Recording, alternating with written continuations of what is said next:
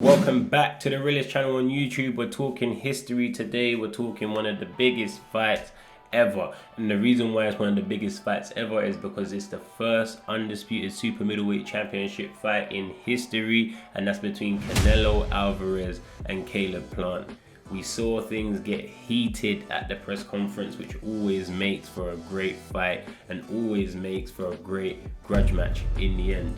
Caleb Plant, someone who I know personally, someone who I get on with very well personally. It's great to see him on this platform, and it's great to see him have an opportunity to make history, which is something he always spoke to me about when we was in Vegas training alongside each other, is that he wants to make history and leave his name in the books of the sport, which is a hard thing to do because there's a lot of history and there's a lot that has been ticked already since the sport has been around for centuries. But this hasn't. This is his time, and he's going up against one of the best fighters ever, and definitely one of the best fighters of his day in Canelo Alvarez. We've seen Canelo change as a fighter as he's developed his man strength. He's been a pro since he was 16 years old, 15, 16 years old, and sometimes to execute some of your biggest skill sets comes from things that are not tangible, like strength, maturity, and that is one thing, or a couple things that he's gained now and he's using to full effect. We see a young Canelo when he was fighting Floyd, and you could see just a few things, Floyd caught him off on a few things, a few angles, a few pace changes, a few stiff jabs, a few things that Canelo didn't really have the answer to at that time. Since then, we've seen him make crazy adjustments. We've seen him turn into one of the best aggressive counter punchers in the sport. Just point blank in front of you, but can't hit him. Torso movement. It's amazing to see. He's a very, very, very good fighter, and there's not a box that I don't think Canelo can tick. There's been a lot of needle between the two because Caleb has made it very known that he believes that Canelo is a cheat. I don't know if he believes he's still cheating, but he did not let the past be in the past, and he brought it up. And why should Caleb not bring it up? We've seen a few fighters from the camp now being found for,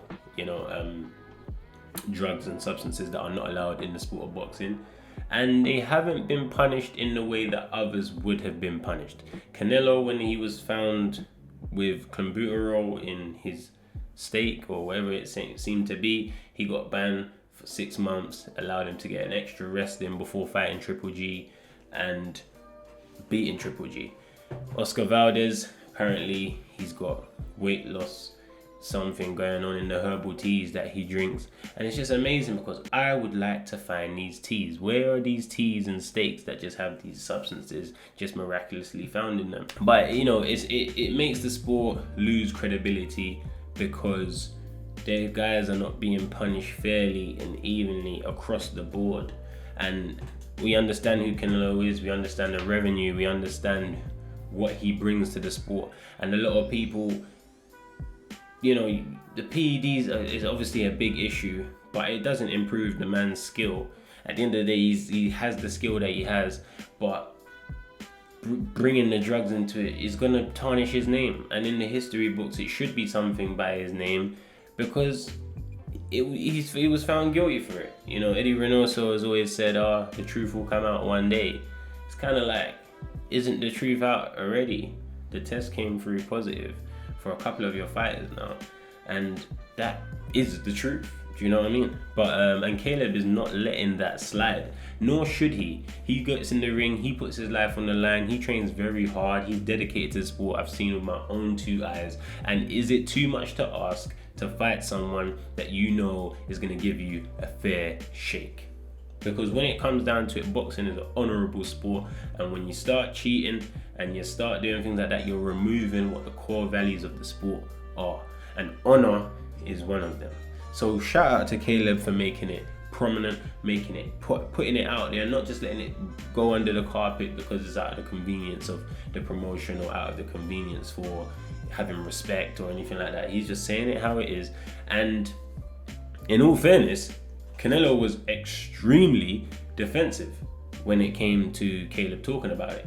And you know what they say, people who are extremely defensive when you approach them about something is normally guilty. It's a defense mechanism to try and hide the fact that they done what they done. And I believe that's what got Canelo riled up, because he didn't want it to be spoken about as much as it was. He says that Caleb said something about his mom. I don't know.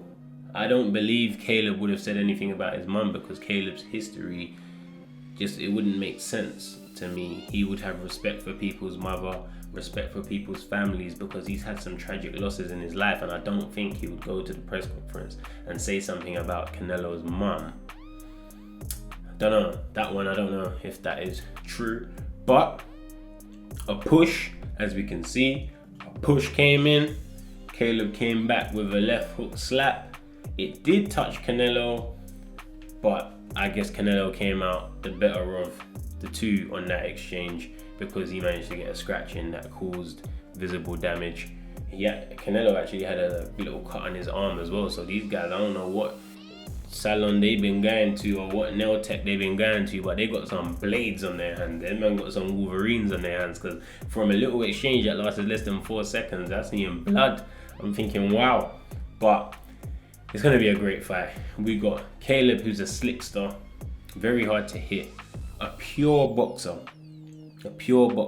A boxer versus a fighter always makes for a great fight. We know Canelo is going to bring it to him. He's going to try and cut the ring down. He's going to whack those hard right hooks into Caleb's arms, hard left hooks into Caleb's bicep tendons. He's going to be going for anything that he can hit, because Caleb's, the open target, or the target that most people aim for, the torso up to the top of the head, he's very good at defending those things. So he's going to have to hit the bits that you can get in the chest, in the neck. He's going to have to go for that, Canelo, because that's how he's going to break Caleb down and get the victory. On Caleb's side, cardio has to be 10 out of 10.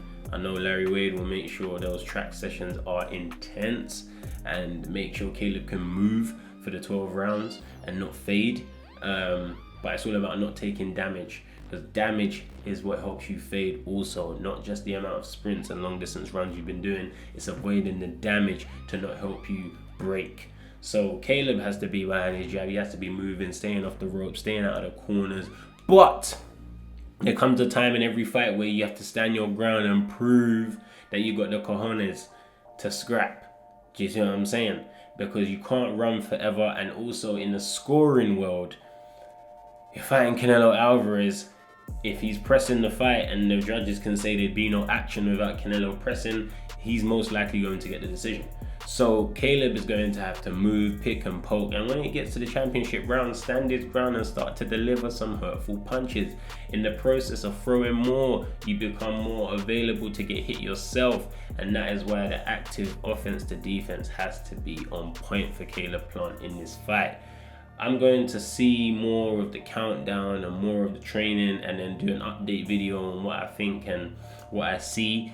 But knowing Caleb and how he fights, seeing Canelo and how he fights, it's going to be a great fight either way. Both guys are going to get hurt in that fight, and it's going to come down to heart and endurance, who wins. And I think I might be just a bit more excited than I was for Adrian Usyk, because I actually know Caleb. So it's watching someone that I know as opposed to two guys that I think are great athletes and should fight because it's good for the sport. This is someone I personally know, someone I personally respect and like, and want him to win and want him to succeed.